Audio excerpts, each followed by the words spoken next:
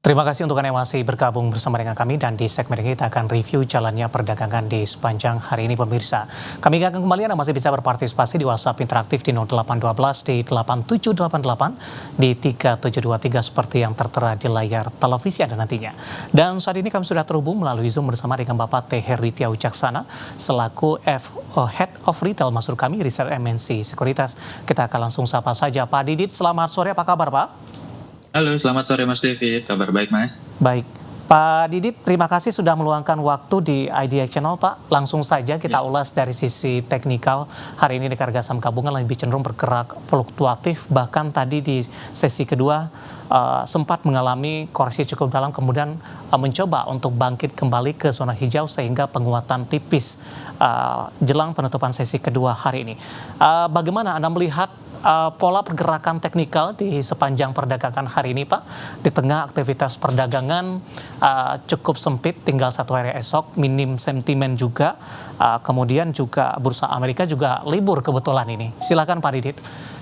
Oke, baik. Terima kasih Mas David. Kalau kita lihat memang untuk pergerakan IHSG semenjak dari awal April lalu, ini masih berada di fase uptrend ya, dan kalau kita lihat memang masih cenderung berada di atas MA 200-nya. Namun demikian dari sisi volume kami mencermati memang volume perdagangan dari IHSG ini cenderung mengecil, di mana kalau kita perhatikan pada perdagangan kemarin meskipun sempat terkoreksi namun volumenya juga cukup besar gitu ya, dan dapat diwaspadai bagi para investor sendiri, di mana dari sisi MACD-nya ini sudah mulai menyempit sinyal MACD-nya dan rawan terjadinya dead cross, sehingga dikhawatirkan akan adanya potensi koreksi ke depan ya bagi pergerakan IHSG. Sedangkan dari sisi stokastik sendiri, karena adanya kenaikan yang cukup panjang ini dari 8 April hingga ada kemungkinan sampai akhir Mei ini, kami perkirakan memang untuk stokastiknya akan relatif flat di area overbought-nya. Namun demikian kami mencermati ke depannya apabila IHSG belum mampu break dari area resisten ya, yakni di area 7.240, maka kami memperkirakan akan adanya potensi koreksi terlebih dahulu, menguji di area 7.129 sampai ke 7.085. Base case skenario atau kabar baiknya nampaknya IHSG apabila mampu break dari area 7.240, maka potensi penguatan berikutnya ini berada di 7.260 sampai 7.284. Begitu Mas David. Baik Pak Didit, apakah memang resisten 7.240 harus ditembus oleh indeks harga saham gabungan untuk bisa mempertahankan supportnya di 7.200? Oke, karena kalau memang kami melihat memang dari sisi resisten 7.240 ini harus dilewati dengan area resisten berikutnya nanti di area 7.260-an.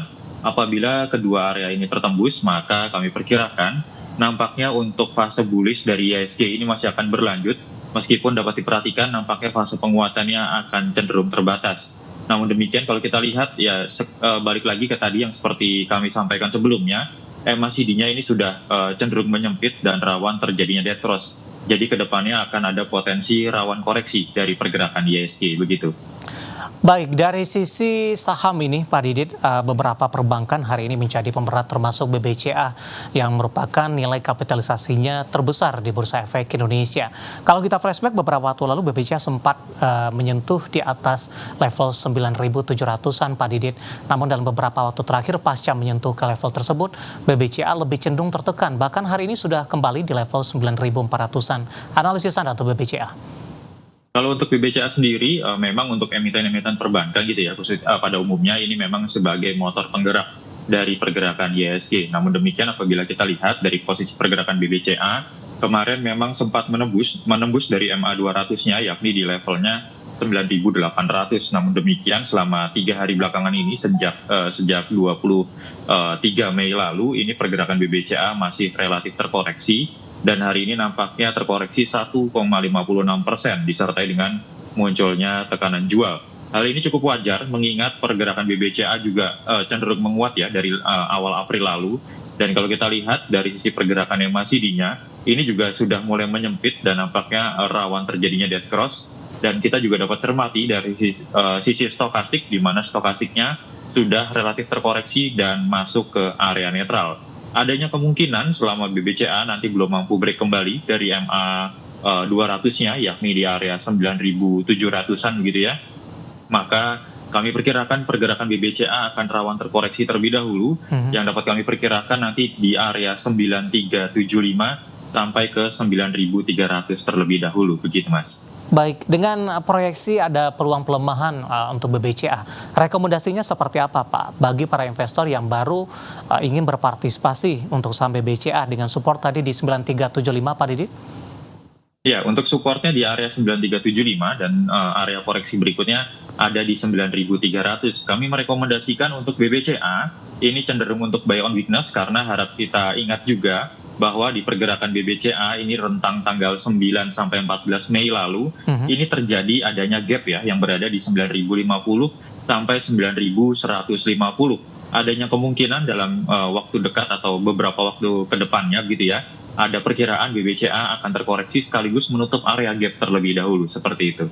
Baik, kita bergeser ke BMRI Pak, hari ini juga ikut menjadi pemerat, sudah kembali ke level 5.400, intraday hari ini di 5.500, ini pas di posisi harga pembukaan sesi pertama pada pagi tadi.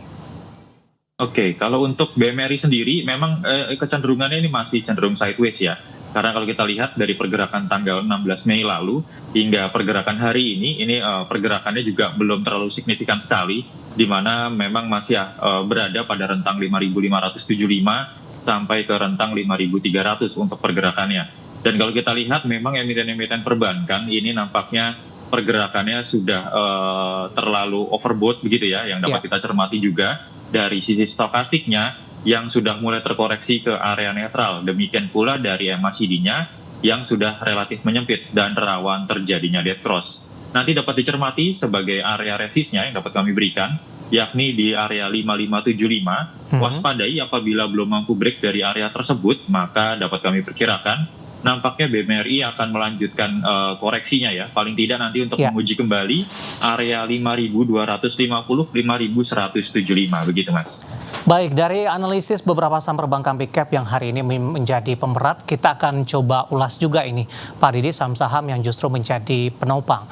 Saya mau ke infrastruktur telekomunikasi terlebih dahulu Pak Didi, ada Telkom, informasi terbaru hari ini, pengumuman terkait juga dengan pembagian dividen.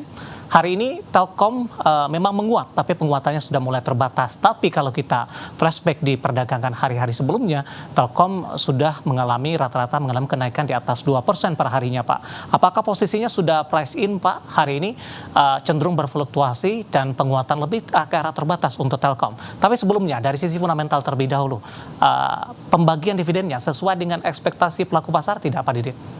Oke, kalau kita lihat dari sisi pembagian dividen ya, ini kan sebesar 212 ya per sahamnya seperti itu ya. Memang nampaknya ini masih cenderung di bawah ekspektasi analis seperti itu ya. Namun demikian apabila kita lihat dari sisi yieldnya ini sesuai dengan ekspektasi analis. Jadi yieldnya ini nampaknya masih cenderung 7,5%-an, ini masih cenderung baik gitu ya, masih sesuai ekspektasi analis. Kemudian dari payout rasionya ini akan cenderung di bawah dari ekspektasi analis. Namun demikian apabila kita melihat dari sisi teknikalnya, ini pergerakan dari Telkom sendiri ini masih cenderung uptrend begitu ya, meskipun hari ini memang pergerakannya agak cenderung fluktuatif setelah diumumkan adanya pembagian dividen, besaran pembagian dividen Rp212 per lembar sahamnya. Ini volumenya juga cukup tinggi, namun volume tekanan jualnya yang tinggi dan masih mampu berada di atas MA 200-nya ya, di atas area 2.700-an. Ini cukup menarik dari pergerakan Telkom yang dapat kita cermati. Nanti bisa kami rekomendasikan untuk buy if break begitu ya, buy on breakout nanti apabila Telkom mampu break kembali dari area 2.860 sebagai area resistennya, maka dapat kami perkirakan pergerakan Telkom berikutnya akan menguji di level 2.950 sampai 3.020. Kami perkirakan dengan adanya pengumuman dividen ini nampaknya akan cukup menarik minat dari para investor ke depannya, begitu. Baik, ada peluang ya untuk Telkom balik lagi ke level 3.000-an karena posisi ini sudah cukup lama Pak, tidak berhasil ditembus kembali oleh Telkom. Hari ini ditutup 28.30, menguat di 1,07%, dan lagi-lagi keputusan investasi tetap dari tangan pemirsa IDX Channel. Pak Didit, kita akan jeda terlebih dahulu, nanti kita akan coba lihat saham-saham pilihan apa saja yang Anda rekomendasikan. Pemirsa, kami akan segera kembali sesaat lagi.